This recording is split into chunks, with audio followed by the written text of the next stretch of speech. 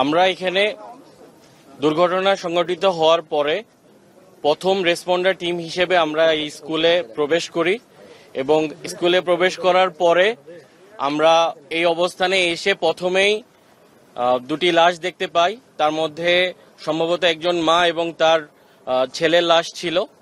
তো আমরা এই লাশটা দেখার পরে আমাদের সেনাবাহিনীর প্রত্যেকটা সদস্যের জন্য তার ইউনিফর্মটা গর্বের বিষয়।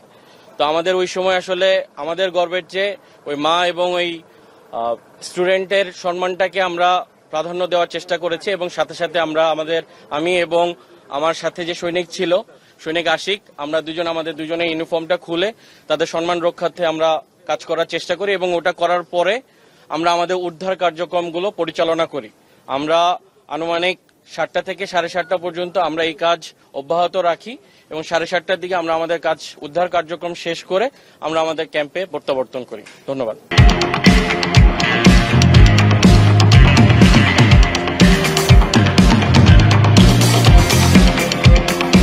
মৃতর সংখ্যা নিয়ে নানা ধরনের কথা শোনা যাচ্ছে।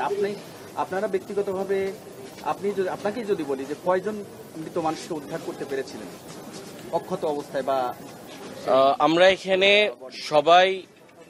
এখানে কাজ করছিলাম, এক একজনের পক্ষ থেকে যে যতটুকু সম্ভব আমরা সাহায্যের হাত বাড়িয়ে দিয়ে চেষ্টা করেছি। এখন সঠিক সংখ্যাটা স্কুল কর্তৃপক্ষ এবং যারা হসপিটালে আছেন তাদের সমন্বয়ে আসলে সঠিক তথ্যটা আপনারা পেয়ে যাবেন। আসলে আমরা ওই উদ্ধার কার্যক্রমটাকেই মেইন ফোকাসে রেখে কাজ করেছি। কতজনকে আসলে নিয়ে যেতে পেরেছি বা ওই সময় আসলে আমাদের আর ওইটা কাজ করে নাই। আমরা যাদেরকে সামনে পেয়েছি তাদেরকে একটা নিরাপদ স্থানে নিয়ে যাওয়ার জন্য কাজ করেছি।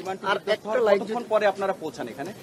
আমরা এখানে আনুমানিক 2 থেকে 3 মিনিটের মধ্যে আমরা পৌঁছাই, যেহেতু আমাদের ক্যাম্পের লোকেশন আপনারা সবাই জানেন 100 থেকে 150 গজের মধ্যেই, যার কারণে আমাদের আসতে খুব বেশি সময় লাগে না। আমরা 2 থেকে 3 মিনিটের মধ্যে আমরা উপস্থিত হতে পেরেছি। ভয়াবহতা দেখলেন, আগুনের বর্ণনাটা যদি একটু বলেন।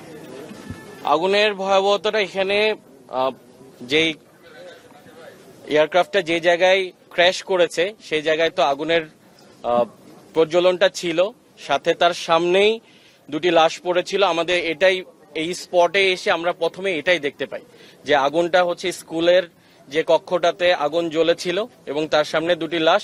এটাই আমাদের প্রথম দৃশ্য এই স্পটে এসে। ওটা দেখার পরে আমরা আমাদের উদ্ধার কার্যক্রমটা শুরু করি। ভেতর থেকে তো কাউকে উদ্ধার করা সম্ভব হয়নি ওই সময়, না? ভিতর থেকে আমরা এবং আমাদের যে সৈনিকরা আছে তারা সবাই চেষ্টা করেছে ভিতর থেকে যারা তখনও জীবিত ছিল বা আহত অবস্থায় ছিল সেই আগুন জ্বলা অবস্থায় আমরা যতটুকু পেরেছি নির্বাপন করার মাধ্যমে ভিতরে প্রবেশ করে তাদেরকে উদ্ধার করার চেষ্টা করেছি এবং অনেকাংশেই আমরা আল্লাহর রহমতে তাদেরকে উদ্ধার করতে সক্ষম হয়েছি। যেটা আপনারা এখন হসপিটালগুলোতে খবর নিলে দেখতে পাবেন যে বিপুল পরিমাণের ছাত্রছাত্রীরা তারা এখনো হসপিটালে চিকিৎসাধীন অবস্থায় আছে। তারা মূলত আমরা যখন এসে দেখি যে তারা স্কুল এই বিল্ডিং এর ভিতরেই ছিল এবং কৃতজ্ঞতার সাথে আসলে বলতেই হয় এই স্কুলে যারা স্টুডেন্ট ছিল তারা আমাদেরকে যথেষ্টভাবে সহযোগিতা করেছে। তাদের সহযোগিতা এখানে আমাদের সেনাবাহিনীর সদস্যর সাথে তাদের যে সাহায্যের যে হাত, এটা কোনো অংশেই কম না। আরেকটি বিষয় যে এই যে একটা সিঁড়ি আমরা দেখতে পেয়েছি যে একটা সেনাবাহিনীর কি কেউ আহত হয়েছে কিনা? আমাদের সেনাবাহিনী আপনারা সবাই জানেন যে হচ্ছে উদ্ধার কার্যক্রম শেষ করার পরে সর্বমোট 25 জনের মতো আমাদের সৈনিক অসুস্থ হয়েছিল, বাট ক্রিটিক্যাল পর্যায়ে কেউ নেই।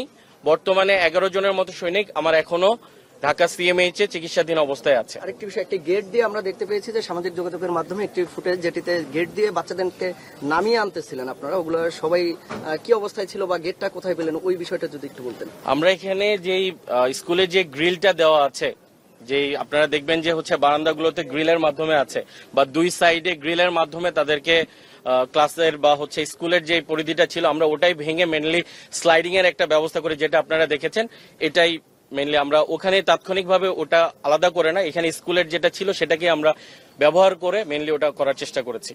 ধন্যবাদ। Thank you. আমি মেজর মেহেদি, আমি বর্তমানে 43 মিসাইল রেজিমেন্টে ব্যাটারি কমান্ডের দায়িত্বে রয়েছি।